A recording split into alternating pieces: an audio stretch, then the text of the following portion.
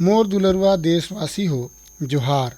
मन की बात में मैं एक बार फिर से मोर जम्मो परिवार जनमन ला मोर स्वागत है। आज एक बार फिर बात हो ही देश कर उपलब्धि कर, देश कर लोग मन कर सामूहिक प्रयास कर। 21वीं सदी कर भारत कितना ही कुछ ऐसन होवत है जो विकसित भारत कर नींव ला मजबूत करत है। जैसे ये 23 अगस्त के हमन सब देशवासी मन पहला राष्ट्रीय अंतरिक्ष दिवस मनाएन। मोला विश्वास है कि रौरे जम्मो ये दिन ला जश्न मनाए होब। एक बार फिर चंद्रयान 3 कर सफलता कर जश्न मनाए होब। पाछू बछर यही दिन चंद्रयान 3 हर चांद कर दक्षिण हिस्सा में शिव शक्ति बिंदु पर सफलतापूर्वक उतरे रहीस।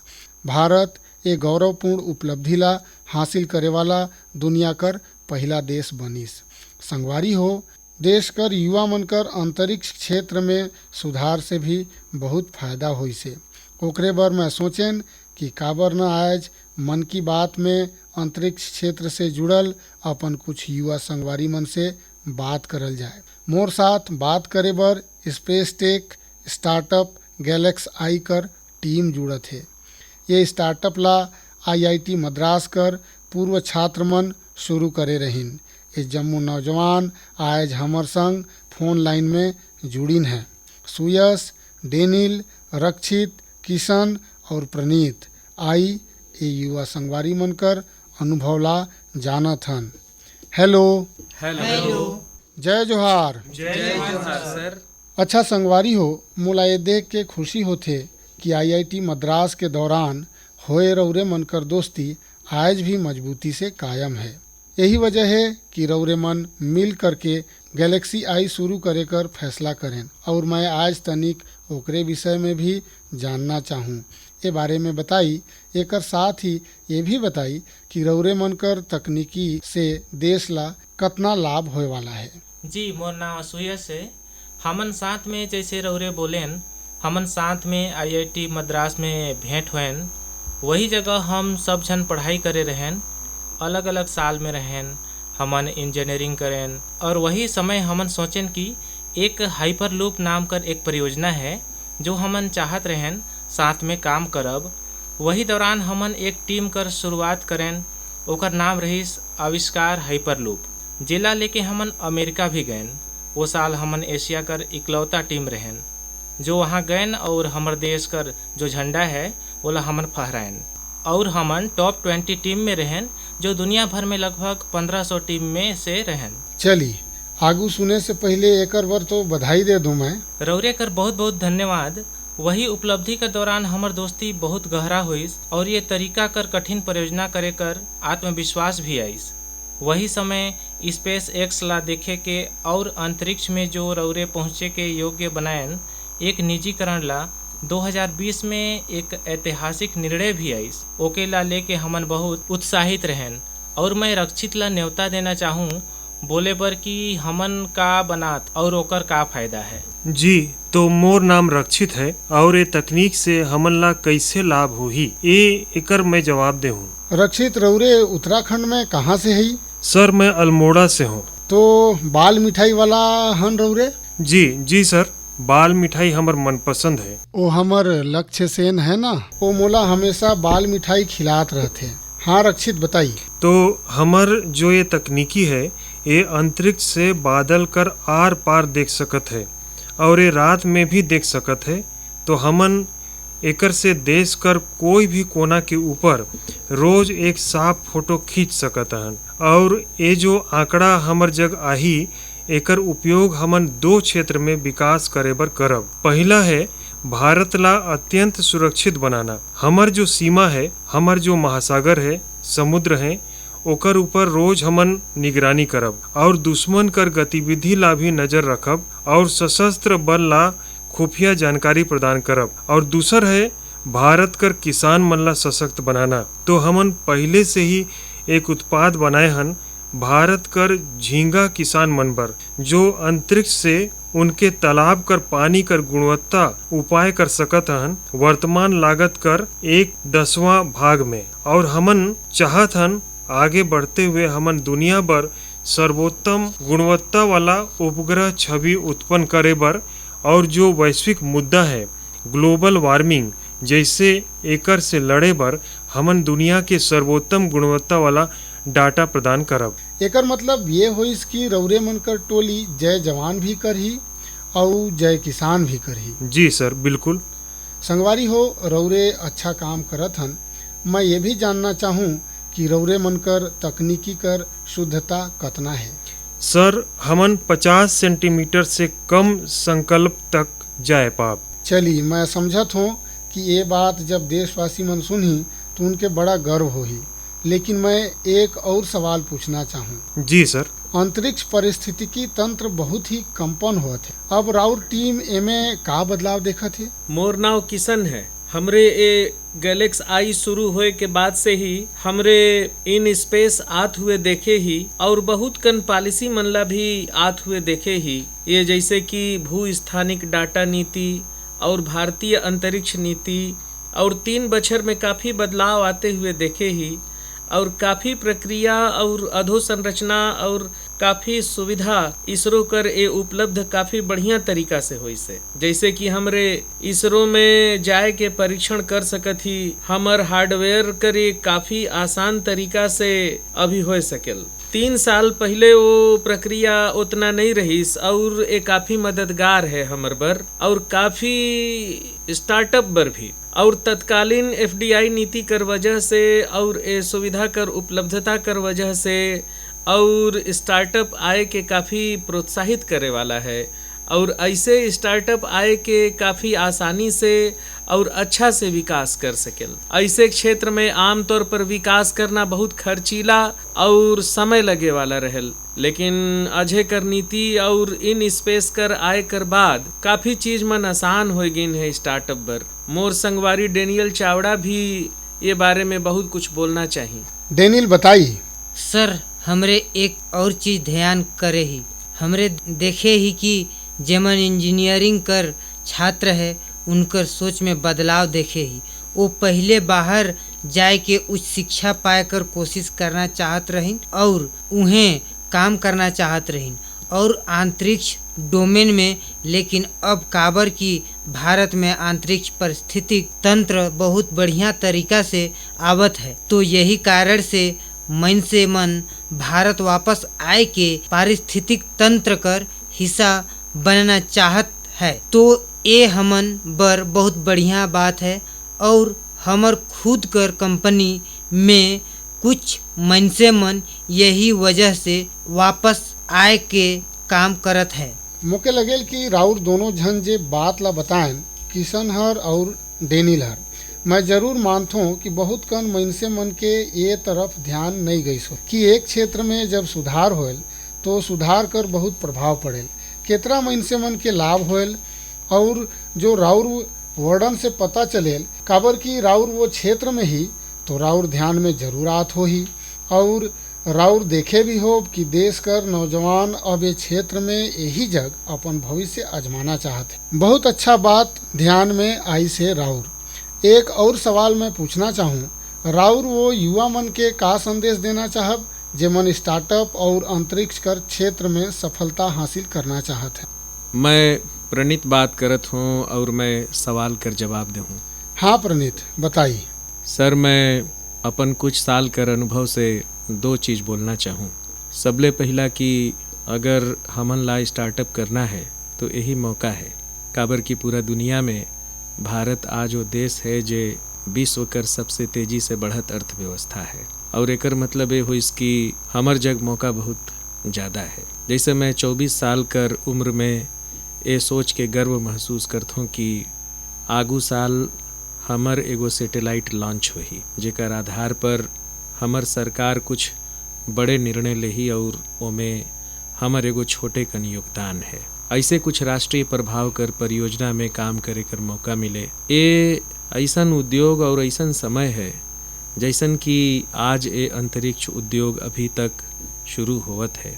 तो मैं अपन युवा मन ला यही बोलना चाहूँ कि मौका न सिर्फ प्रभाव कर है बल्कि उनकर खुद कर आर्थिक तरक्की कर और एगो वैश्विक समस्या समाधान करे कर है। तो हमरे राउर से यही बात करत ही कि बचपन में हमरे बोलत रहन कि बड़े होए के अभिनेता बनब खिलाड़ी बनब। तो यहाँ से कुछ चीज़ होवत रहीस, लेकिन अगर आज हमरे ए सुनी कि कोई बड़े होए के ए बोलल कि मोके बड़ा होके उद्यमी बनना है, अंतरिक्ष उद्योग में काम करना है, तो ये हमर बर बहुत गर्व कर क्षण है कि हमरे परिवर्तन में एगो छोटे अकन हिस्सेदारी करत ही। संगवारी हो, एक प्रकार से प्रणीत, किशन, डेनिल, रक्षित, सुयश जितना मजबूत राउर दोस्ती है उतना ही मजबूत राउर स्टार्टअप भी है। तभी तो राउर मन इतना शानदार काम करत ही। मोके कुछ बछर पहले IIT मद्रास जाकर मौका मिले रहीस और मैं वो संस्था कर अच्छाई ला खुद अनुभव करे रहन। और वैसे भी IIT कर संबंध में पूरा विश्व में एक सम्मान कर भाव है। और वहाँ से निकले वाला हमर लोग जब भारत भर काम करते हैं तो जरूर कुछ न कुछ अच्छा योगदान करते हैं। रौरे जम्मू झनला और स्पेस सेक्टर में काम करे वाला दूसर जम्मू स्टार्टअप करे वाला मनला मोर बहुत बहुत शुभकामना है। और रौरे पांचों संगवारी मन से बात करके मोला बहुत अच्छा लगिस। चली, बहुत बहुत धन्यवाद संगवारी हो। बहुत बहुत धन्यवाद सर। मोर दुलरुआ देशवासी हो, ए साल मैं लाल किला से बिना राजनीति से जुड़ल 1 लाख युवा मनला राजनीति तंत्र से जोड़े कर आह्वान करे हूँ। मोर ये बात पर जबरदस्त प्रक्रिया हुई से एकर से पता चलते कि कितना बड़ा संख्या में हमर युवा राजनीति में आए बर तैयार बैठिन है। बस उनके सही मौका और सही मार्गदर्शन कर तलाश है। ये विषय पर मोला देश भर कर युवा मन कर पत्र भी मिलिन है।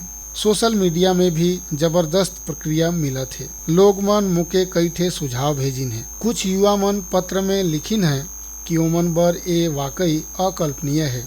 दादा या माता पिता कर कोई राजनीतिक विरासत नहीं होए कर वजह से वो राजनीति में चाह कर भी नहीं आ पाते। कुछ युवा मन लिखिन है कि उनकर पास जमीनी स्तर पर काम करे कर बढ़िया अनुभव है। एकर से वो लोग मन कर समस्या ला सुलझाए में मददगार बन सकत है। कुछ युवा मन ये भी लिखिन है कि परिवारवादी राजनीति नवा प्रतिभा कर दमन कर देते। कुछ युवा मन लिखिन है कि ये तरह कर प्रयास से हमर लोकतंत्र ला मजबूती मिली। मैं ये विषय पर सुझाव भेजे बर हर कोई कर धन्यवाद करत हूँ। मुझे उम्मीद है कि अब हमर सामूहिक प्रयास से ऐसन युवा जिनकर कोई राजनीतिक पृष्ठभूमि नहीं है वो भी राजनीति में आगे आ सकें। उनकर अनुभव और जोश देश कर काम आही। संगवारी हो, स्वतंत्रता संग्राम कर दौरान भी समाज कर हर क्षेत्र में ऐसा अनेक लोग सामने आए रहीन जिनकर कोई राजनीतिक पृष्ठभूमि नहीं रहीस। ओमन खुद ला भारत कर आज़ादी बर झोंक दे रहीन। आज हमन के विकसित भारत कर लक्ष्य पाए बर एक बार फिर वही उत्साह कर जरूरत है। मैं अपन जम युवा साथी मन से कहूँ कि ये अभियान से जरूर जुड़ें। राउर कर ये कदम अपन और देश कर भविष्य बदले वाला हो ही। मोर दुलरुआ देशवासी हो, हर घर तिरंगा और पूरा देश तिरंगा। ये बार ये अभियान अपन पूरा ऊंचाई पर रहीस। देश कर कोना कोना से ये अभियान से जुड़ल अद्भुत तस्वीर सामने आईस। हमन घर मन में तिरंगा लहरात देखें, स्कूल कॉलेज विश्वविद्यालय में तिरंगा देखें। लोग मन अपन दुकान कार्यालय में तिरंगा लगाइन। लोग मन अपन डेस्कटॉप मोबाइल और गाड़ी मन में भी तिरंगा लगाइन। जब लोग एक साथ जुड़कर अपन भावना प्रकट करते तो यही तरह हर अभियान ला 4 चांद लग जाते। सुबह राउर अपन टीवी स्क्रीन पर जो तस्वीर देखें वो जम्मू कश्मीर कर रियासी कर है। यहाँ 750 मीटर लंबा झंडा कर साथ तिरंगा रैली निकालल गईस और ये रैली दुनिया कर सबले ऊंचा चिनाव रेलवे पुल पर निकालल गईस। जेमन भी ये तस्वीर ला देखिन उनकर मन खुशी से झूम उठिस। श्रीनगर कर डल झील में भी तिरंगा यात्रा कर मनमोहक तस्वीर हमन जम झन देखें। अरुणाचल प्रदेश कर ईस्ट कामेंग जिला में भी 600 फीट लंबा तिरंगा कर संगे यात्रा निकालल गईस। देश कर दूसर राज्य मन में भी यही तरह हर उम्र कर लोग ऐसन तिरंगा यात्रा में शामिल हुइन। स्वतंत्रता दिवस अब एक सामाजिक पर्व भी बनते जात है। ये राउर मन भी अनुभव करे हो। लोग अपन घर ला तिरंगा माला से सजाते हैं। स्वयं सहायता समूह से जुड़ल महिला मन लाखों झंडा तैयार करते हैं। ई कॉमर्स प्लेटफॉर्म पर तिरंगा में रंगल सामान मनकर बिक्री बढ़ जाथे। स्वतंत्रता दिवस के अवसर पर देश कर हर कोना जल थल नभ हर जगह हमर झंडा कर 3 रंग दिखीन। हर घर तिरंगा वेबसाइट पर 5 करोड़ से ज़्यादा सेल्फी भी पोस्ट करल गईस। ये अभियान हर पूरा देश ला एक सूत्र में बांध रही से और यही तो एक भारत श्रेष्ठ भारत है। मोर दुलरुआ देशवासी मन, इंसान और जानवर मन कर प्रेम पर राउर मन कितना फिल्म देखे हो, लेकिन एक सच्ची कहानी ये दिन में असम में बनत है। असम में तिनसुकिया जिला कर छोटा सा गांव बारेकुरी में मोरान समुदाय कर लोग रहते हैं और यही गांव में रहते हुलाक गिबन, जेमन के यहाँ होलो बंदर कहल जाते। हुलाक गिबन हर ये गांव यही अपन बसेरा बनाए लेही से। राउर मन जान के आश्चर्य हो, ये गांव कर लोग मन कर हुलाक गिबन कर संगे बहुत गहरा संबंध है। गांव कर लोग आज भी अपन पारंपरिक मूल्य कर पालन करते हैं। एकर से ओमन ओ जम करीन जेकर से हुलाक गिबन कर संगे उनकर रिश्ता मजबूत हो। ओमन के जब ये एहसास होइस कि गिबन ला केला बहुत पसंद है तो ओमन केला कर खेती भी शुरू कर दीन। एकर अलावा ओमन तय करीन कि गिबन कर जन्म और मृत्यु से जुड़ल रीति रिवाज मन ला उसने पूरा करब जैसन वो अपन लोग मन बर करथे। ओमन गिबन ला नाम भी देहिन है। हाल ही में गिबन ला नज़दीक से गुजरत बिजली कर तार कर कारण मुश्किल कर सामना करना पड़त रहीस। ऐसे में ये गांव कर लोग मन सरकार कर सामने ये मामला ला रखीन और जल्दी ही एकर समाधान भी निकाल लेहल गईस। मोके बताल गई से कि अब ये गिबन तस्वीर बर पोज भी देथे। संगवारी हो, पशु मन कर प्रति प्रेम से हमार अरुणाचल प्रदेश कर युवा साथी भी काकरो से पीछे नहीं है। अरुणाचल में हमार कुछ युवा संगी मन 3D प्रिंटिंग तकनीक कर उपयोग करना शुरू करीन है।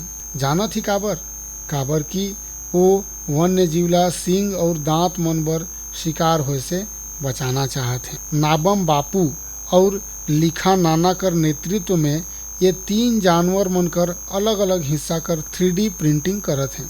जानवर कर सींग हो, दांत हो, ये सब 3D प्रिंटिंग से तैयार होते। एकर से फिर ड्रेस और टोपी जैसन सामान बनाल जाते।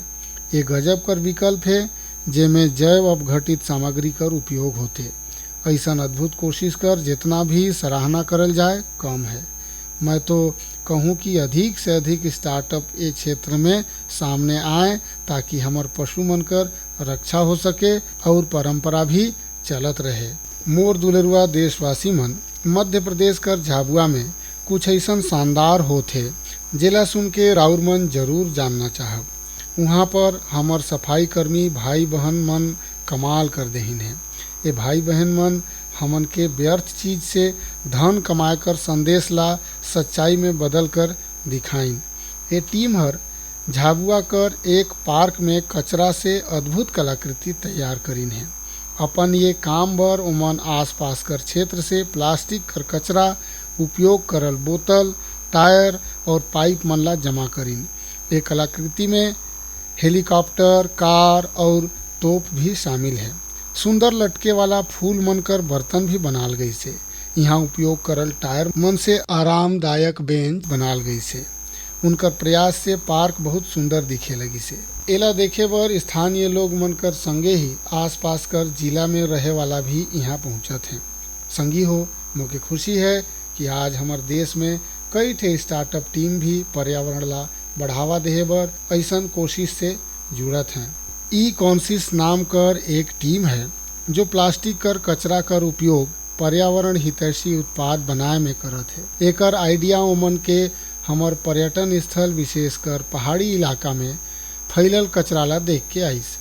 ऐसे ही लोग मन कर एक और टीम हर इकोकारी नाम से स्टार्टअप शुरू करीन है। ये प्लास्टिक कर व्यर्थ पदार्थ से अलग अलग सुंदर सामान बनाते हैं। संगी हो, खिलौना मन कर चक्रीकरण भी ऐसन ही एक और क्षेत्र है जेमें हमन मिलकर काम कर सकत हैं। राउर भी जानती कि कई थे बच्चा मन कितना जल्दी खिलौना से बोर हो जाते। वही ऐसन बच्चा मन भी हैं जो वही खिलौना मन कर सपना संजोए रहते। ऐसन खिलौना जिनकर से अब राउर मन कर बच्चा नहीं खेलथे ओमन ला राउर ऐसन जगह दे सकत ही जहाँ उनकर उपयोग होत रहे। ये भी पर्यावरण कर रक्षा करे एक अच्छा रास्ता है। हमन जम मिल कर कोशिश करब तब पर्यावरण भी मजबूत होही और देश भी आगे बढ़ी। मोर दुलरुआ देशवासी मन, कुछ ही दिन पहले हमन 19 अगस्त के रक्षाबंधन कर पर्व मनाएं। वही दिन पूरा दुनिया में विश्व संस्कृत दिवस भी मनाल गईस। आज भी देश विदेश में संस्कृत कर प्रति लोग मन कर विशेष लगाव दिखेल। दुनिया कर कई ठन देश में संस्कृत भाषा ला लेके तरह तरह के शोध और प्रयोग हुआ थे। आगे कर बात करे से पहले मैं रौरे मन ला एगो छोटा सा आवाज कर अंश सुनावत हूँ।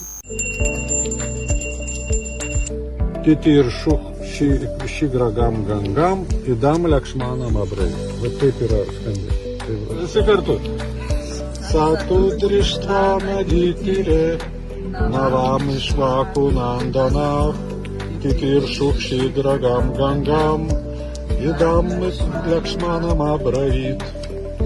संगी हो, ये आवाज कर संबंध यूरोप कर एगो देश लिथुएनिया से है। वहाँ एगो प्रोफेसर वाइटिस विदुनास हरे एगो सुघर प्रयास करीन है और एके नाम दहीन है संस्कृत ऑन द रिवर्स। कुछ लोग मन कर एगो समूह वहाँ नेरिस नदी कर किनारे जमा होइन और वो लोग मन वहाँ वेद और गीता कर पाठ करीन। यहाँ ऐसा प्रयास पिछला कुछ साल से लगातार चलत आत है। रौरे मन भी संस्कृत ला आगे बढ़ाए वाला ऐसा प्रयास मन ला आगू लानत रही।